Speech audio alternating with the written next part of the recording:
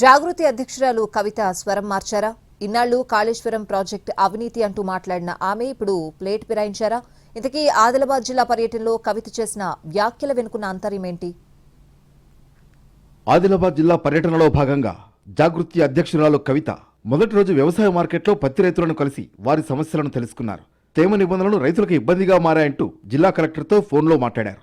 తేమ పేరుతో ఉన్న నిబంధనలు సడలించే విధంగా చర్యలు చేపట్టాలని కోరారు. జూబ్లీహిల్స్ ఎన్నికతో విరిగేదేమీ లేదన్న కవిత రైతుల పరిస్థితిని రాష్ట్ర ప్రభుత్వం క్షేత్రస్థాయికొచ్చి తెలుసుకోవాలని డిమాండ్ చేశారు. పత్తిలో తేమ శాతం 12 కన్నా ఎక్కువగా ఉన్న సీసీఐ కొనుగోలు చేసే విధంగా చర్యలు చేపట్టాలని కేంద్ర మంత్రికి లేఖ రాశారు కవిత. అన్ని పార్టీలలో అందరు పెద్ద నాయకులు ఓన్లీ జూబ్లీహిల్స్ ఉన్నారు. నిజంగా నేను ఒక రైతు ఒక మాట అన్నాడు, జూబ్లీహిల్స్ లో రైతులు ఉంటే మాత్రం ఇమీడియట్ గా మా పత్తి పరిష్కారం అవుతుండే పత్తి సమస్య అన్నాడు. ఇప్పుడు అలా రైతులు లేరు, ఎలక్షన్ నడుస్తుంది కాబట్టి అసలు రైతులు వీళ్ళు ఇక్కడ పట్టించుకుంటారు. అదే ఏదైనా ఒక రూరల్ నియోజకవర్గంలో ఎలక్షన్ అయితే ఖచ్చితంగా ఇవాళ మొత్తం తడిసిన వడ్లు కొనేటోళ్ళు, తడిసిన మక్కలు కొనేటోళ్ళు, తడిసిన పత్తి కొనేటోళ్ళు.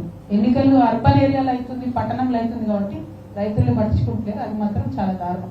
చనాకా కొరాటా ప్రాజెక్టును సందర్శించిన ఆమె బ్యారేజీని పరిశీలించారు. చనాకా కొరాటా ప్రాజెక్టు 90% పూర్తయింది, 10% పనులు కూడా కాంగ్రెస్ చేయడం లేదు, బీఆర్ఎస్ చేసిన ప్రాజెక్టుని పక్కన పెడుతూ రైతులకు అన్యాయం చేస్తున్నారని ఫైర్ అయ్యారు.